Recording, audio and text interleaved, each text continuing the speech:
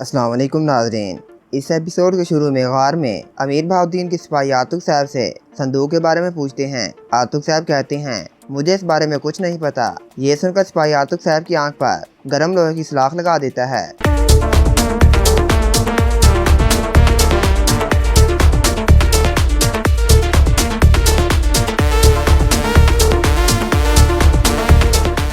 गिरजा घर में दरागोश खड़ा होता है। इतने में तारा वहां जाता है और आकर कहता है, मैंने तादर मकीर से सोने के बारे में बात की है, वो इस बारे में कुछ नहीं जानता।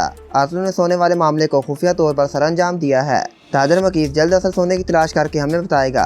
दरागोश कहता है, तारा मैं चाहता हूँ कि तुम तादर मकीर से कुछ अमली मालूमात हासिल करो। अगर अतलू यूरानूस को सोना नहीं देता तो फिर हम अतलू से खुद सोना हासिल करेंगे। ये सोना बहुत अहम है। अतलू को तबाह करने और स्कोर पर कब्जा करने के लिए हमें यही सोना इस्तेमाल करना है। यूरानूस को पैगाम भेजो, वो मुझे गोदाम में आकर मिले। जंगल में गुंदोज और सुलेमान आतुक साहब की तलाश में होते हैं। इतने में तुर्गत और मरगन भी वहां जाते हैं। गुंदोज उन्हें सारी मालूमात देता है कि अभी आतुक साहब का कोई सुराग नहीं मिला। मरगन कहता है, हम इस तरह आतुक साहब को नहीं ढूंढ पाएंगे क्योंकि उन्होंने सिपाहियों को गलत सिमत में लगाया है। वो हमारे सिपाहियों को ये यकीन दिलाना चाहते हैं कि उन्होंने सरहद पार की है। हमारे पास ज्यादा वक्त नहीं है, इसलिए हम मुखालिफ सिमत में जाएंगे। गुंदोज कहता है, ये शख्स कौन है? तुर्गत कहता है, अतलू साहब ने इसे आतुक साहब की तलाश के लिए भेजा है। सुलेमान कहता है, तुम्हें खोई लगाने के बारे में क्या पता है? मरगन कहता है, मैं खोई लगाने में इतना माहिर हूँ कि मैं दूध में सफेद बाल भी ढूंढ सकता हूँ। ये कहकर साहब मरगन और दूसरे सिपाही वहाँ से चले जाते हैं। सराय में सिरमा खून अपने सिपाहियों के साथ पहुँच जाती है।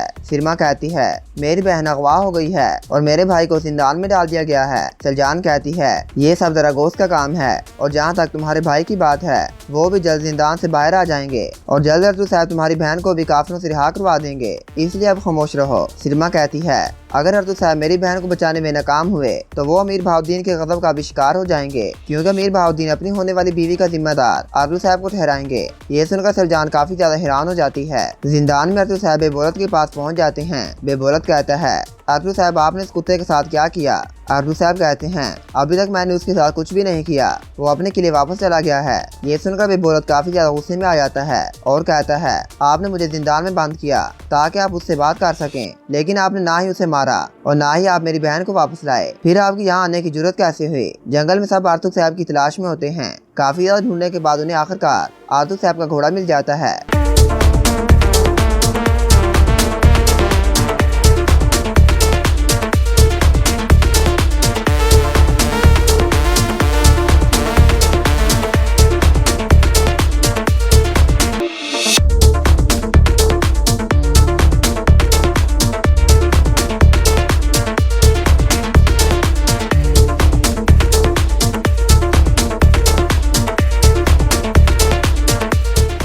जिंदान में अतलू साहब खड़े होते हैं। इतने में अब्दुर्रहमान और तादर मकीस अंदर आ जाते हैं। अतलू साहब कहते हैं, मैंने बेबोलत को मार दिया है, इसने अपने गुस्से और बेवकूफ़ी की कीमत चुकाई है। मकीस, तुम बाजार के तमाम वीरान रस्तों से वाकिफ हो, तुम इसे अब्दुर्रहमान के साथ मिलकर सगोर से बाहर निकालोगे, बाकी अब्दुर्रहमान खुद संभालेगा। ये कहकर आतुक साहब उन्हें वहाँ से भेज देते हैं। गार में सिपाही आतुक साहब पर काफी ज्यादा तशद्दुद करने के बाद दोबारा संदूक के बारे में पूछता है। आतुक साहब कहते हैं, आपने जो करना है कर लो, मेरा पहले की तरह वही जवाब है, मुझे उस संदूक के बारे में कोई इल्म नहीं। ये सुनकर सिपाही आतुक साहब की दूसरी आंख पर गर्म लोहे की सलाख लगा देता है।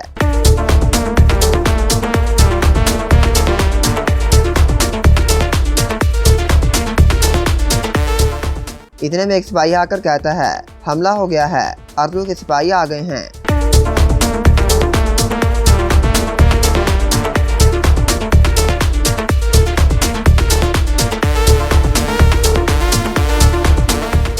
तुर्गत कहता है, इन जालिमों ने आपके साथ क्या कर दिया आतुक साहब? इन लोगों ने आपकी आंखों की रोशनी छीन ली। आतुक साहब कहते हैं, बेशक उन्होंने मुझसे मेरी आंखों की रोशनी छीन ली, लेकिन हमारे राज अभी भी महफूज हैं। तुर्गत ये सुनकर तुर्गत आतुक साहब को लेकर वहाँ से चला जाता है।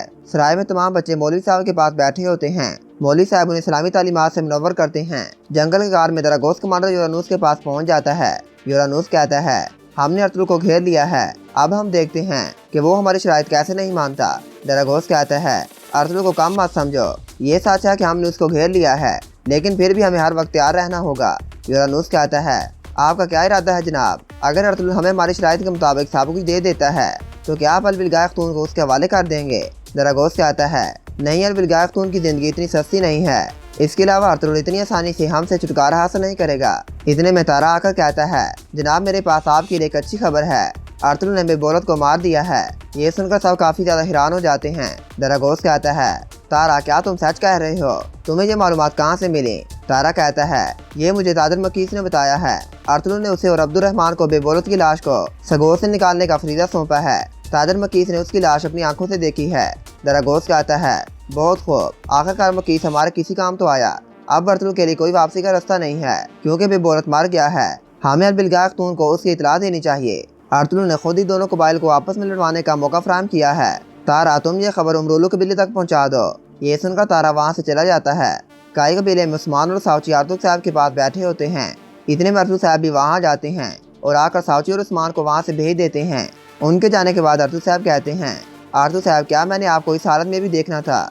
अर्तुल साहब कहते हैं, हुजूर मेरी आंखों की रोशनी चली गई, लेकिन वो मुझसे हमारे रात नहीं उगलवा सके। हमारा आपके साथ इत्तेहाद चट्टान की तरह मजबूत है, इसलिए आपकी खातिर मेरी आंखों की क्या अहमियत है? अर्तुल साहब कहते हैं, मैं जानता था अर्तुल साहब कि आप हमारा कोई राज उन्हें नहीं बताएंगे। मैं आपकी आंखों के इलाज के लिए ज़मीन आसमान एक कर दूंगा, और जिन लोगों ने आपके साथ ये किया मैं उनकी ज़िंदगी उनके लिए अज़ाब बना दूंगा।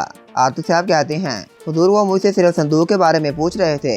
ये सुनकर अर्तुल साहब कहते हैं, इस संदूक के पीछे मंगोलों के बाद अमीर बहाउद्दीन है। अमीर बहाउद्दीन का भी एक और कुत्ता है जिसका नाम अलबासी है।